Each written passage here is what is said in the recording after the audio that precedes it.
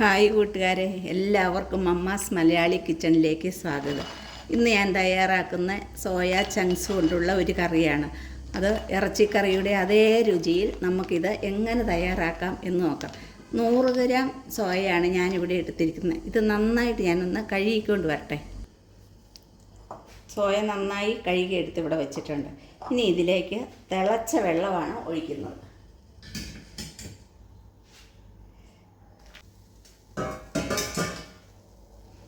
ഇതിനി 10 മിനിറ്റ് നമുക്കൊന്ന് മൂടി വയ്ക്കാം വേവാനായിട്ട്.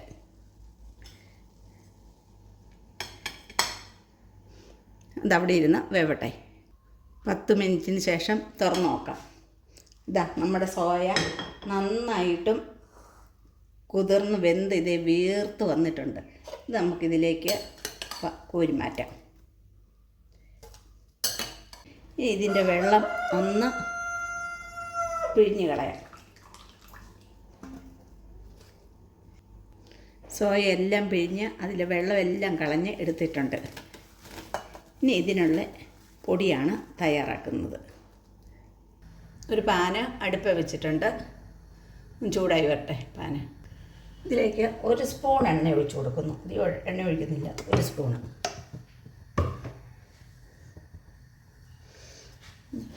ഒരു 1.5 ടേബിൾ സ്പൂണ് മല്ലിപ്പൊടി,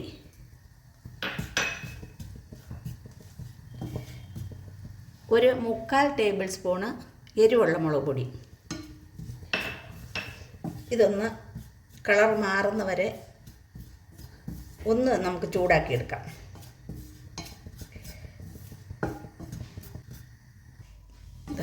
കളറ് മാറി വന്നിട്ടുണ്ട്. ഇനി നമുക്ക് സ്റ്റൗവ് ഓഫാക്കാം.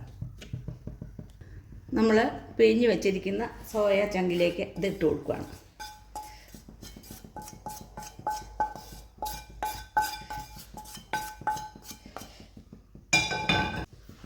ഇതിനാവശ്യത്തിനുള്ള ഉപ്പ്,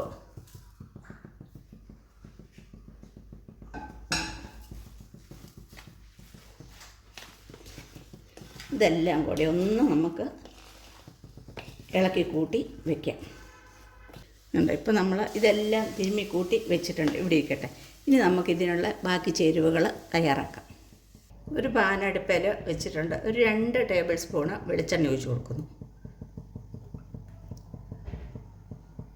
എണ്ണ ചൂടായി കഴിഞ്ഞപ്പോൾ ഇഞ്ചിയും വെളുത്തുള്ളിയും കൂടെ ചതച്ചതാണ് ഇട്ട് കൊടുക്കുന്നത്. കളറൊക്കെ മാറി. ഒരു 2 സവാള,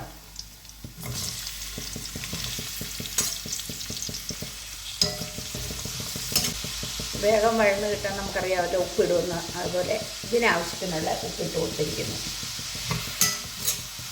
നന്നായിട്ട് വഴറ്റിയെടുക്കാം. സവാള കളറൊക്കെ മാറി ഇത് വഴന്ന് വന്നിട്ടുണ്ട്. ഇതിനകത്തേക്ക് 1 തക്കാളി അരിഞ്ഞാണ് ഇട്ട് കൊടുക്കുന്നത്.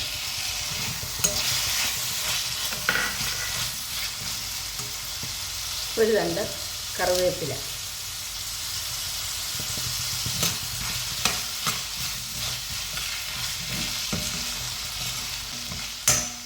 തക്കാളി ഒന്ന് വെന്ത് കിട്ടാനായിട്ട് ഒരു 2 മിനിറ്റ് ഒന്ന് മൂടി വയ്ക്കാം. തക്കാളി വെന്തോ നമുക്ക് തുറന്ന് നോക്കാം.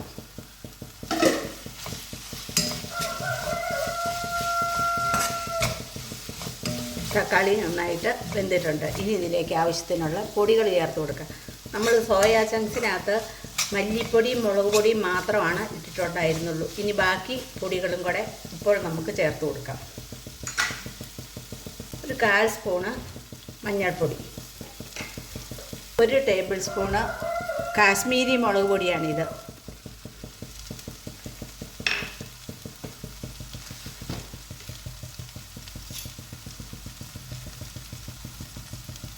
ഒരു 1/2 സ്പൂണ് കുരുമുളക് പൊടി.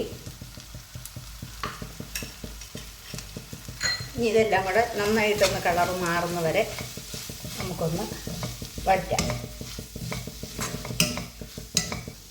ഇപ്പോൾ പാകത്തിന് മൂപ്പ് ആയിട്ടുണ്ട്. കണ്ടോ, കളറൊക്കെ മാറി ഒരു ബ്രൗൺ കളറായി വന്നിട്ടുണ്ട്. ഇനി ഇതിലേക്ക് സോയ ഇട്ട് കൊടുക്കാം.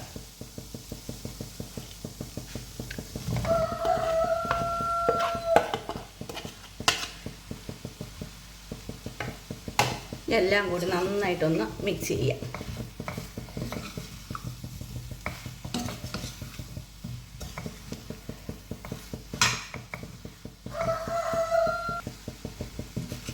നന്നായിട്ടൊന്ന് മിക്സ് ചെയ്തിട്ടുണ്ട്. ഇനി ഇതിൽ ആവശ്യത്തിനുള്ള വെള്ളം ചേർക്കാം. നല്ല ചൂട് വെള്ളമാണ് ഒഴിച്ചു കൊടുക്കുന്നത്. നമുക്ക് എന്തുമാത്രം ഗ്രേവി വേണോ അതനുസരിച്ചുള്ള വെള്ളം ആണ് ചേർത്ത് കൊടുക്കേണ്ടത്.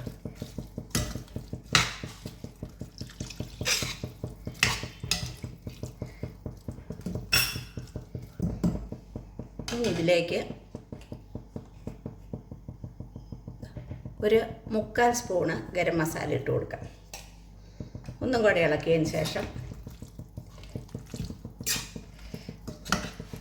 ഒരു 10 മിനിറ്റ് മൂടി വെച്ച് വേവിക്കാം.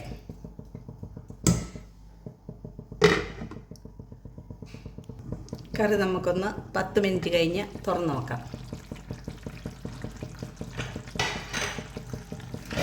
നന്നായിട്ടും വെന്തിട്ടുണ്ട്. ചാറില്ല, പാകത്തിനാണ്. ഇനി ഇത് ചാറ് നല്ല കുറുകി വരണമെങ്കിൽ ഇങ്ങനെ തുറന്ന് വെച്ച് ഒരു 2 മിനിറ്റും കൂടെ ഒന്ന് ഇളക്കി കൊടുത്താൽ മതി. ഇതിപ്പം പാകത്തിന് ഗ്രേവിയാണ്, അതുകൊണ്ട് ഇനി ഞാനിത് തുറന്ന് വെച്ച് ഇളക്കേണ്ട കാര്യമില്ല. ഇനി ഇതിലേക്ക് ഒരു കുറച്ച് മല്ലിയിലയാണ് ഇട്ട് കൊടുക്കുന്നത്. അപ്പം നമ്മുടെ സുന്ദരമായ കറി ഇവിടെ റെഡി ആയിട്ടുണ്ട്. നിങ്ങൾക്ക് എൻ്റെ വീഡിയോ ഇഷ്ടമായെന്ന് ഞാൻ വിചാരിക്കുന്നു. നിങ്ങൾ ലൈക്ക് ചെയ്യാനും ഷെയർ ചെയ്യാനും സബ്സ്ക്രൈബ് ചെയ്യാനും മറക്കരുത്. പുതിയ വീഡിയോ ആയിട്ട് വീണ്ടും കാണാം. Thank you.